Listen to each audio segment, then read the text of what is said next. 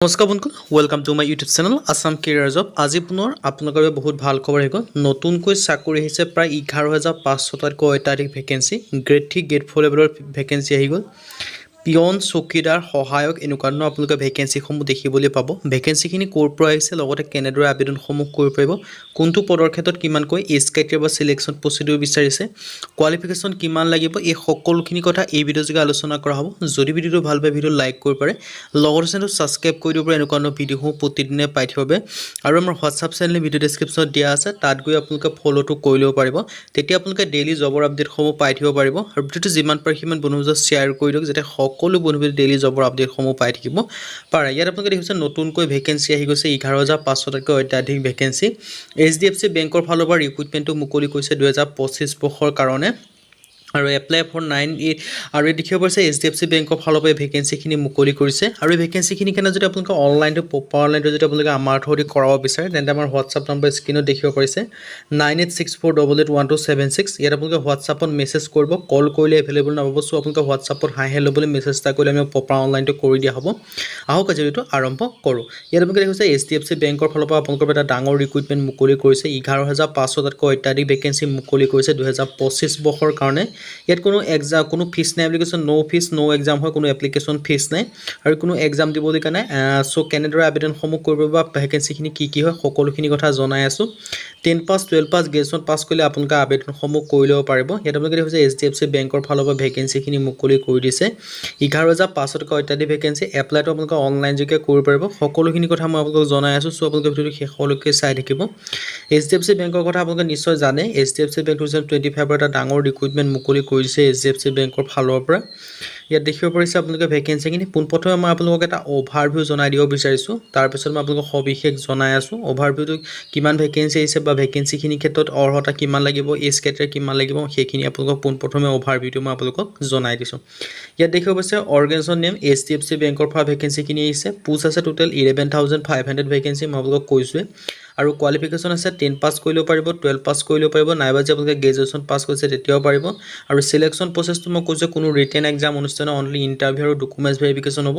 আৰু online last ডেটটো দেখিব পাইছে 25 জুন হয় 25 জুনৰ আগতে আপোনালোকে আবেদনসমূহ কৰি ল'ব 25 জুন ইয়াৰ কাৰণে লাষ্ট ডেট হয় আৰু ইয়াত টোটেল ভেকেন্সি ক্ষেত্ৰত দেখিব পাৰিলে আৰু নেম অফ দা পোষ্টখিনি ভেকেন্সিখিনি কি আছে মই জনাই দিছো এডমিনিষ্ট্ৰেশ্যনৰ ভেকেন্সি আছে এনালাইসিছৰ ভেকেন্সি আছে মানে 10 পাছৰ পৰা আপ টু গ্ৰেজুৱেশ্যন লেভেললৈকে আপোনালোকে ভেকেন্সিসমূহ দেখিবলৈ পাব এসিস্টেন্ট মেনেজাৰ ভেকেন্সি আছে ব্ৰাঞ্চ মেনেজাৰ ভেকেন্সি আছে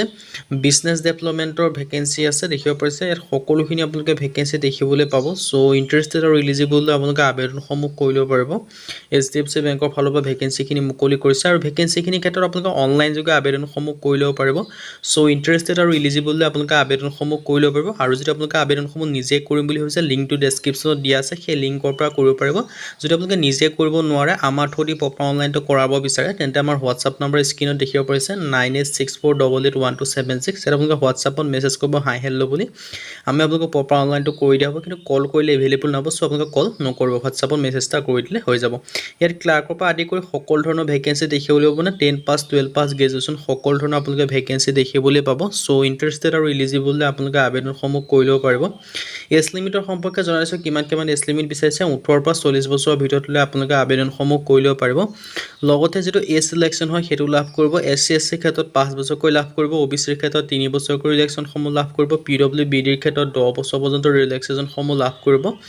পাৰিব মানে SC SC ক্ষেত্ৰত আপোনালোকে 45 বছৰলৈকে আবেদন কৰিব পাৰিব OBC ৰ ক্ষেত্ৰত 43 বছৰলৈকে PWBD ৰ ক্ষেত্ৰত 50 বছৰ পৰ্যন্ত আবেদনসমূহ কৰিব পাৰিব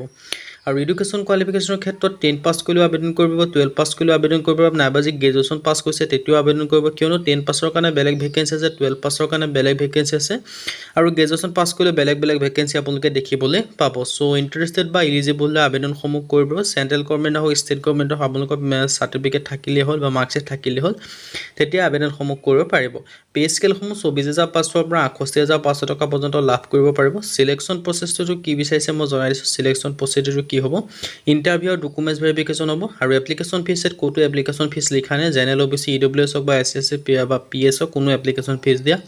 প্ৰয়োজন নাই হাউ টু এপ্লাই যদি মই ক'বলৈ যাওঁ ইয়াৰ ক্ষেত্ৰত কেনেদৰে আবেদনসমূহ কৰিব পাৰিব all India candidate male female সকলোৱে আবেদনসমূহ কৰিব পাৰিব আৰু অনলাইন যোগে আবেদনসমূহ কৰিব পাৰিব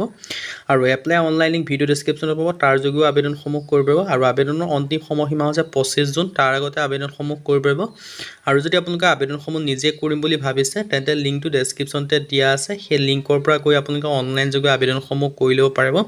নাইবা যদি আপোনালোকে আমাৰ থ্ৰুদি কৰা হৈছে যেনে আমি প্ৰপাৰ অনলাইনটো আমি কৰি দিম তেন্তে আমাৰ হোৱাটছআপ নম্বৰ স্ক্ৰীনত দেখিবই পাৰিছে যদি আপোনালোকে নোৱাৰে নিজে কৰিব তেন্তে আমাৰ লগত হোৱাটছআপত মেছেজ কৰিব পাৰে 9864881276 ইয়াৰ হোৱাটছআপত মেছেজ কৰিলে হাই হেল্ল' বুলি মেছেজ কৰিলে আমি প্ৰপাৰ অনলাইনটো কৰি দিয়া হ'ব কিন্তু কল কৰিলে আপোনালোকে এভেইলেবল নাপাব আজি ভিডিঅ' মানে যদি ভিডিঅ' ভাল হ'লে লাইক কৰি পাৰে লগৰ চেনেলটো ছাবস্ক্ৰাইব কৰি দিব পাৰে এনেকুৱা ভিডিঅ'সমূহ প্ৰতিদিনে পাই থাকিব আৰু ভিডিঅ'টো যিমান পাৰে সিমান বন্ধুবৰ্গৰ শ্বেয়াৰ কৰি যাতে সকলো বন্ধুৱে ডেইলি জবৰ আপডেটসমূহ পাই থাকিব